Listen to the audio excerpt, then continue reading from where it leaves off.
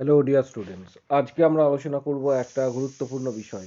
গুরুত্বপূর্ণ ডিসকাশনস রয়েছে এই সেশনে। মূলত সিএইচও সংক্রান্ত বিষয় নিয়ে আজকে আলোচনা করব, তাই ভিডিওটা শেষ পর্যন্ত দেখবে, চ্যানেলটা সাবস্ক্রাইব করবে, পাশে থাকা বেল আইকন প্রেস করবে এবং বন্ধুদের উদ্দেশ্যে ভিডিওটা প্রচুর শেয়ার করবে।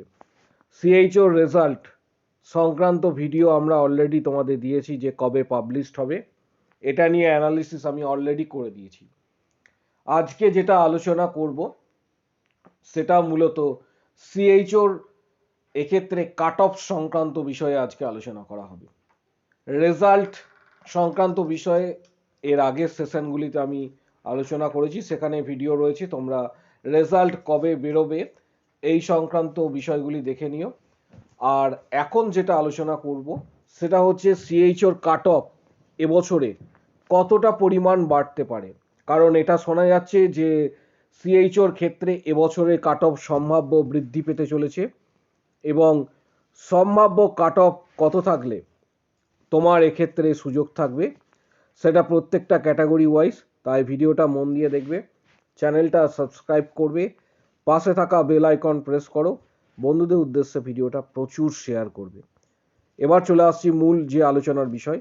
সিএইচওর ক্ষেত্রে তোমাদের আগেই বলেছিলাম যে দুটো লিস্ট প্রকাশিত হয়, একটা হচ্ছে সিলেক্টেড লিস্ট অর্থাৎ যাদের সিলেকশন লিস্টে নাম এসেছে তাদের, এবং আরেকটা লিস্ট থাকে যেটা ডাব্লিউএল অর্থাৎ ওয়েটিং লিস্ট।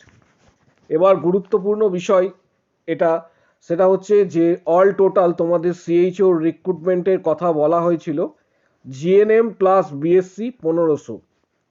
এটা কিন্তু আমি সংক্ষেপে লিখছি জিএনএম প্লাস, জিএনএম এর ক্ষেত্রে শর্ট ফর্ম, বিএসসির ক্ষেত্রে আমি শর্টে লিখলাম জিএনএম প্লাস বিএসসি 1500। আর 1500 রিক্রুটমেন্ট হবে যেটা বলা হয়েছিল সেটা ওয়ান অ্যান্ড অনলি, সেটা হচ্ছে বিএসসির ক্ষেত্রে।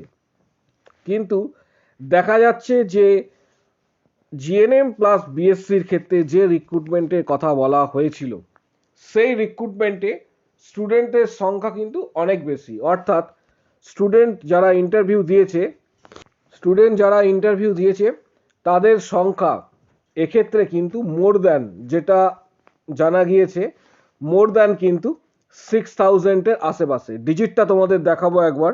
জিএনএম এবং বিএসসি নার্সিংয়ে সিএইচও রিক্রুটমেন্টের ক্ষেত্রে যে ডিজিটটা তোমাদের বলা হয়েছিল, অর্থাৎ এটা দুটো আলাদা আলাদাভাবে রিক্রুটমেন্ট হবে এবং প্রথম যে রিক্রুটমেন্ট জিএনএম প্লাস বিএসসিতে এটা 1500-র কাছাকাছি কিন্তু ভ্যাকেন্সি ছিল।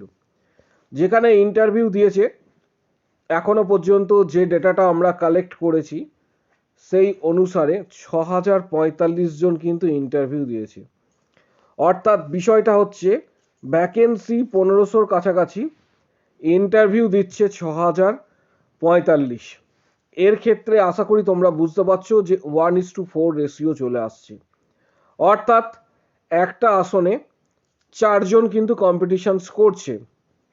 অর্থাৎ যাদের এক্ষেত্রে ইন্টারভিউ ভালো হবে, not only interview, both means written examinations এবং পাশাপাশি ইন্টারভিউ যাদের খুব ভালো হবে তারাই কেবলমাত্র এক্ষেত্রে সুযোগ পাবে। এবং যারা সুযোগ পাবে জিএনএম প্লাস বিএসসিতে তাদের কিন্তু সিপিসিএইচ ট্রেনিং করতে হবে। তাহলে এই সিপিসিএইচ ট্রেনিং যেটা একটু আগে বললাম, এই সিপিসিএইচ ট্রেনিং 4 মাসের, তাহলে কাট অফটা কত হাই যেতে পারে সেটাও তোমাদের জানাবো, কারণ কম্পিটিশনটা কিন্তু অনেকটাই বেশি হচ্ছে এবং কোশ্চেন যে তোমাদের কোশ্চেন ছিল সেই কোশ্চেনের নিরিখে তোমাদের কাট অফ কিন্তু অনেকটাই যাবে। কোশ্চেন খুবই ইজি হয়েছিল থিওরিতে, ইন্টারভিউ খুব একটা হার্ড হয়নি, কারণ যে সকল স্টুডেন্ট ফিডব্যাক দিয়েছে প্রায় 70-80টার উপর স্টুডেন্টের আমি ফিডব্যাক নিয়েছি এখনো পর্যন্ত, যে একটা দুটো স্টুডেন্টের ফিডব্যাক নয়, প্রায় 70 থেকে 80টা স্টুডেন্টের ফিডব্যাক আমি নিয়েছি চ্যানেলের তরফ থেকে। তাদের প্রত্যেকেরই ম্যাক্সিমাম জনেরই মতামত যে রিটিন এক্সামিনেশনে কোশ্চেন সোজা এবং তার পাশাপাশি যে তোমাদের ইন্টারভিউ হয়েছিল, ইন্টারভিউ কোশ্চেন্স খুব একটা হার্ড জিজ্ঞাসা করা হয়নি। সেই রেসপেক্টে দেখতে গেলে বিএসসির ক্ষেত্রে ডেটাটা হচ্ছে জিএনএম এর ক্ষেত্রে প্রত্যেক 4 জনের মধ্যে একজন কিন্তু চাকরি পাবে। বিএসসির ক্ষেত্রে যে রেশিও, বিএসসির ক্ষেত্রে রেশিওটা একটু বোঝার চেষ্টা করবে। বিএসসি বলতে অনেকেরই কনফিউশনস রয়েছে যে জিএনএম প্লাস বিএসসি আবার একটা বিএসসি, অর্থাৎ বিএসসি এই যে ভ্যাকেন্সিটা দিয়েছে এটা 2020 পর যারা বিএসসি নার্সিং করেছিল এবং যাদের ট্রেনিংটা কমপ্লিট রয়েছে তাদের ক্ষেত্রে 1500 সিট এখানে ছিল। এবার জিএনএম বিএসসির ক্ষেত্রে অল টোটাল ভ্যাকেন্সি ছিল 1500, যেখানে ইন্টারভিউ দিয়েছে সেভাবে দেখতে গেলে 684 জনের কাছাকাছি কিন্তু ইন্টারভিউ দিয়েছে। আমি রাউন্ড ফিগারে 700 ধরেছি, এটা 684-র কাছাকাছি কিন্তু ইন্টারভিউ দিয়েছে যে ডিজিটটা আমরা পেয়েছি। অর্থাৎ এখানে আসন বেশি, ক্যান্ডিডেট অনেক তুলনায় অনেকটা কম। এবার অনেকেরই ধারণা যে এই 684 জন যারা ইন্টারভিউ দিয়েছে তারা প্রত্যেকেই কিন্তু কি চাকরি পাবে কি না, কারণ যেহেতু আসন সংখ্যা অনেকটাই বেশি রয়েছে সেই তুলনায় ক্যান্ডিডেট কম, তাহলে কিন্তু প্রত্যেকেরই চাকরি এক্ষেত্রে পেয়ে যাওয়া দরকার। কিন্তু একটা বিষয়, চাকরি পাওয়া এবং তার মধ্যে যে নাম্বারস রয়েছে তার মধ্যে অন্তরায় হয়ে দাঁড়াবে সেক্ষেত্রে প্রত্যেকের মার্কস। এখান থেকেও কিছু না হলেও মোটামুটি 30, 40, 50 জন বাদ পড়বে, কারণ প্রত্যেকের ইন্টারভিউ যে ভালো হয়েছে এমন নয়, বা প্রত্যেকের যে রিটিনে ভালো হয়েছে এমন নয়, এখান থেকেও কিছু জন বাদ পড়বে। তাহলে এই যে ডিজিটটা, অর্থাৎ 1500 যে ভ্যাকেন্সি যেটা পূরণ হলো না সেটা নেক্সট লটে, অর্থাৎ নেক্সট যখন ভ্যাকেন্সি প্রকাশিত পাবে 2024-এ, তখন তোমাদের কিন্তু আলাদাভাবে এগুলো অ্যাড অন হবে এবং রিক্রুটমেন্টটা তখন কিন্তু অনেকটা বেশি হবে। সিএইচও যে কাট অফ রয়েছে সেটাকে অনেক অ্যানালিসিস করার পর আমি তোমাদের কাট অফটা জানাবো। সিএইচও যে কাট অফ সেটা সম্ভবত কতটা পর্যন্ত যেতে পারে, অর্থাৎ এবছরে কাট অফ হাই থাকবে একটা বিষয় কাট অফ হাই থাকছে, তার পাশাপাশি এক্ষেত্রে তোমাদের অনেক আসন কিন্তু নাও পূরণ হতে পারে।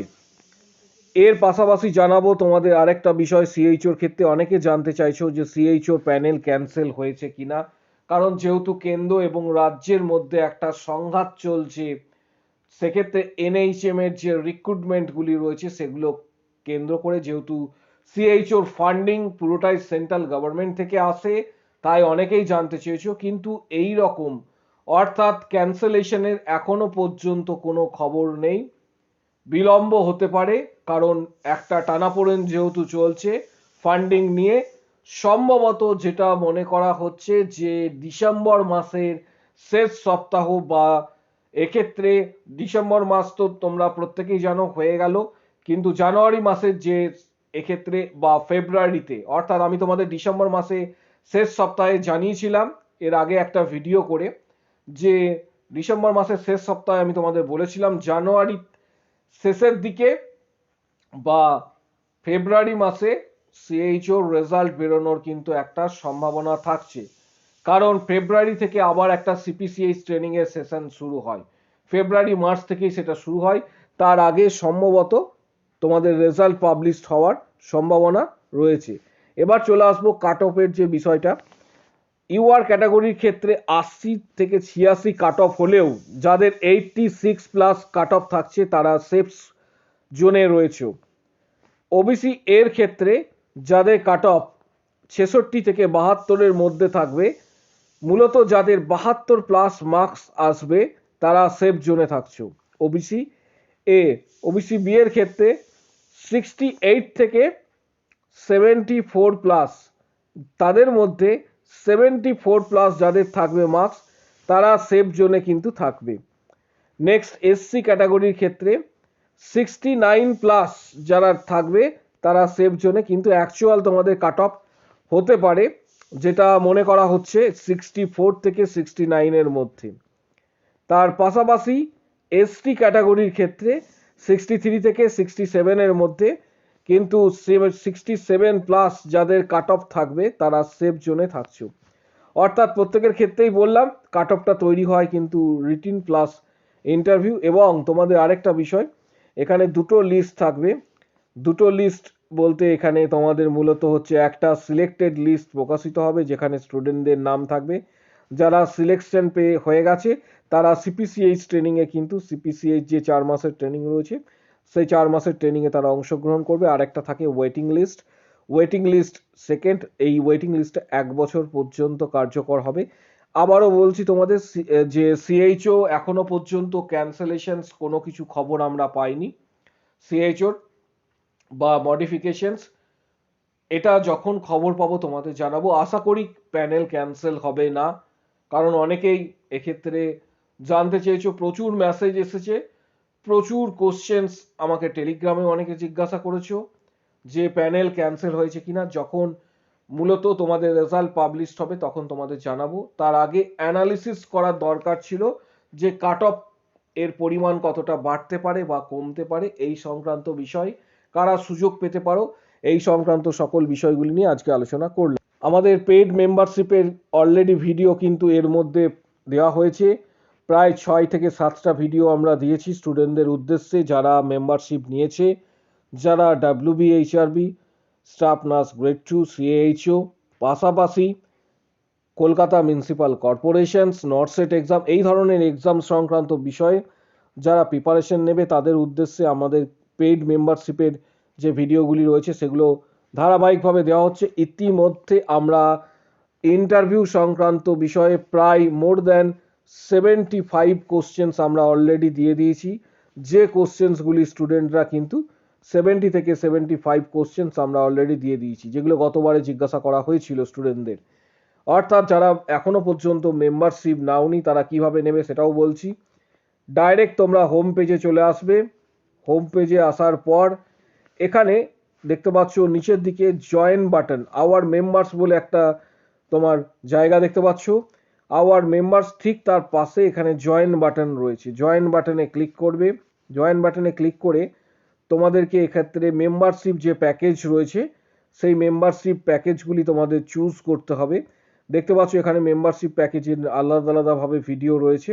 প্রত্যেকটা মেম্বারশিপ যে প্যাকেজ রয়েছে, অর্থাৎ আমাদের মেম্বারশিপ প্যাকেজ শুরু হচ্ছে 59 থেকে, তবে 89, এই যে 89টা হচ্ছে স্ট্যান্ডার্ড 89, এবং পাশাপাশি তোমরা 89-এর পাশাপাশি 159 এটা চুজ করতে পারো, এটা হচ্ছে স্ট্যান্ডার্ড। এবং এক্ষেত্রে তোমরা ডাইরেক্ট আপডেট পেয়ে যাবে যখন পেমেন্ট করবে, সেটা ভিসা কার্ড বা মাস্টার কার্ড দিয়ে পেমেন্ট করা যাবে।